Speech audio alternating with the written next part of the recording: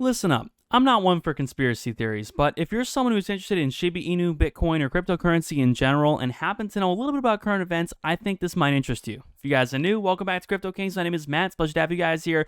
And let's get into a little bit of a conspiracy that's floating around Twitter that I think you guys should hear about. Now, look, man, if this is true, this could affect the future price of Shiba Inu, Bitcoin, Ethereum. Every crypto you may be interested in could be affected by this. So if you guys are new, make sure to drop a like, subscribe. Let's get right into it. So look, man, one of the biggest events that has happened here over the past couple of months is the hack that went on the Colonial Pipeline. Now, if you guys are not in the United States, you guys might not know about this, but what this is essentially is a ransom payment which was requested from the Russian hackers for the Colonial Pipeline access. Now, this raises a couple of questions that I originally didn't think about but saw on Twitter today that I definitely think should mention. Now, one thing you have to keep in mind is that this ransom, which was paid in Bitcoin or whatnot, has essentially tanked the price of Bitcoin. It caused the price of Bitcoin to go down an awful lot. Now, there were a couple other statements which were used,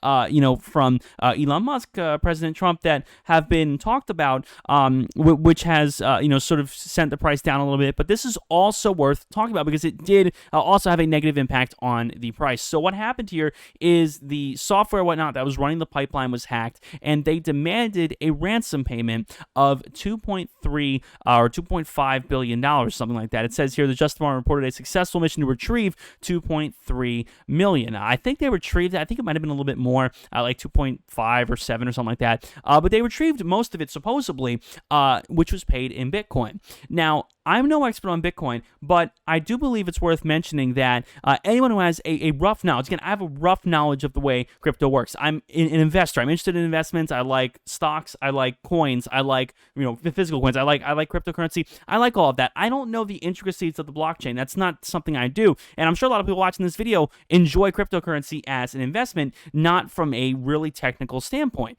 But I think everybody watching this video knows what a cold wallet is and knows a little bit about how you would prevent your cryptocurrency from being tracked. Now, the question is here, they said they looked on chain and found a pattern that seems to show the funds ultimately flowed to a trading desk or an exchange. An exchange could be Coinbase, Binance, whatever you want to, say, that would be willing to comply with a United States warrant. So the idea here is the United States issued a warrant to Binance, Huobi, Coinbase, any other exchange, Gates, KuCoin, could be any of them. And they were willing to comply with it. Now, this is saying that, hey, there's no evidence of a security vulnerability in Bitcoin. And that's true. Bitcoin in itself is a very safe method of sending currency. There's a guy in Germany I read about who robbed someone of like $40 million or something, and they can't find it. They can't access it because it was in Bitcoin, and he basically just committed this robbery, and they can't retrieve the funds. You hear about these stories all the time. There's a guy I read about who had like $300 million or something worth of Bitcoin that he can't access because he forgot his password. I mean, this stuff is happening all the time. So the question is, of course, there's no security vulnerabilities. So the question is, how are these hackers who collected this ransom payment, how did this ransom get collected and retrieved by the FBI? It's a good question. And again, I'm not one for conspiracy theories, but the idea here, which some people are talking about here on Twitter, is like, hey, how did this happen? So there was a top tweet here, which I wanted to show you guys, which someone included here, basically saying that, hey, this is kind of suspect looking. Here we go. Yeah. So just get everything straight. Colonial Pipeline is hacked. Price of oil goes up. We need renewables. Ransom paid. Pipeline opened. Entire Bitcoin ransom recovered. Bitcoin was on a Bitcoin server, LMAO, in South Carolina.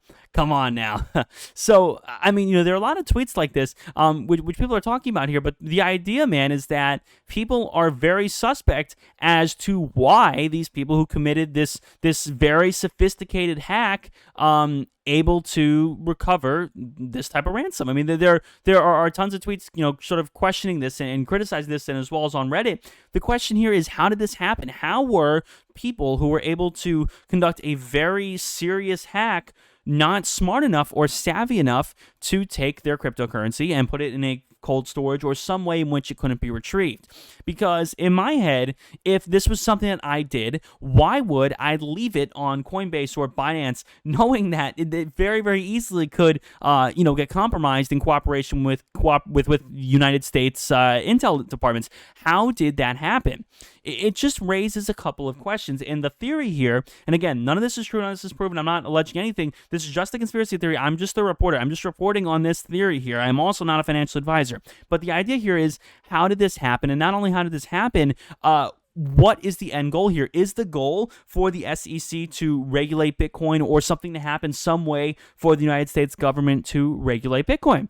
It's a very good question, because remember, Bitcoin, we all know that a lot of people who send Bitcoin transactions are not using the proper, channels or whatnot, or paying taxes on it or whatnot. Again, when you go through exchanges, it's a little different. It's a little bit more tracked when you use Coinbase or something. I use Coinbase Pro. It's a little bit easier to track it, but when you just go wallet to wallet on the blockchain, it's very hard sometimes for cryptocurrency to be tracked. Again, people are very savvy as well who know the intricacies of the blockchain. Again, like something I don't, and I know a lot of people watch this video don't, but there are people who watch this video who probably do know the intricacies of the blockchain. And if you asked someone down below in the comments, hey, what is the most private, secure way to send a crypto transaction, I'm sure you're going to hear a million different responses as to how you could do so.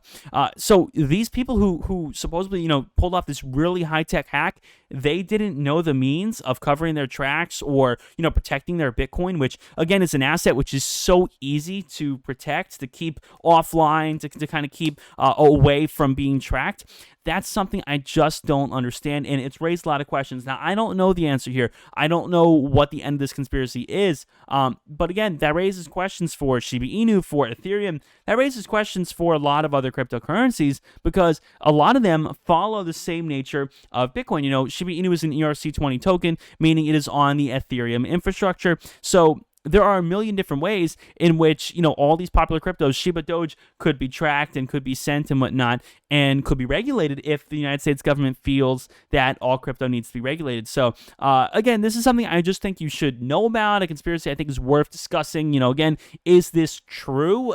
I have no idea. I don't know a way of confirming whether this is true or false. I'm very interested in your thoughts down below in the comments. But if you are a Shiba Inu holder, a Doge holder, Ethereum, whatever crypto you're into, man, again, a lot of people in this channel happen to be into Shiba Inu. That's why I titled the video this way and related the video to this, because there are a lot of people on this channel who are interested in SHIB particularly. But, if you guys are interested in crypto, I really do want to hear and know what your thoughts are on this, because this is something new that I've seen just tonight, but really does raise a few questions of, our government, if you live in the United States, if you live overseas, obviously, perhaps your local government as well. We did hear about China regulating Bitcoin, and of course, China and the United States are very different, but it definitely does raise a question, will the United States at some point regulate Bitcoin because of this attempt to paint it as a, very, unsecure, asset class or whatnot? At least it seems that a lot of elites in power are not fans of Bitcoin.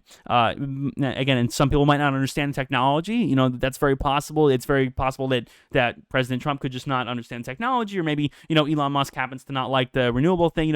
There are plenty of reasons why people might not like Bitcoin. That's not saying that every person is interested in regulating it or whatnot, but it definitely is worth thinking about. Again, whether it's, Elon Musk or Trump or any other person, anyone from the SEC, not everybody is out to get Bitcoin. I certainly don't think that, but is it perhaps possible that there are some who are not fans of it and want it to be regulated and want people to go back to using stuff that's more trackable? I don't know. I'm not certain, but I definitely do want to know, in your opinion, down below in the comments, where you think this conspiracy ends. So thank you guys so much for watching. Hope you guys have enjoyed the video. My name is Matt. See you guys on the next one. Peace.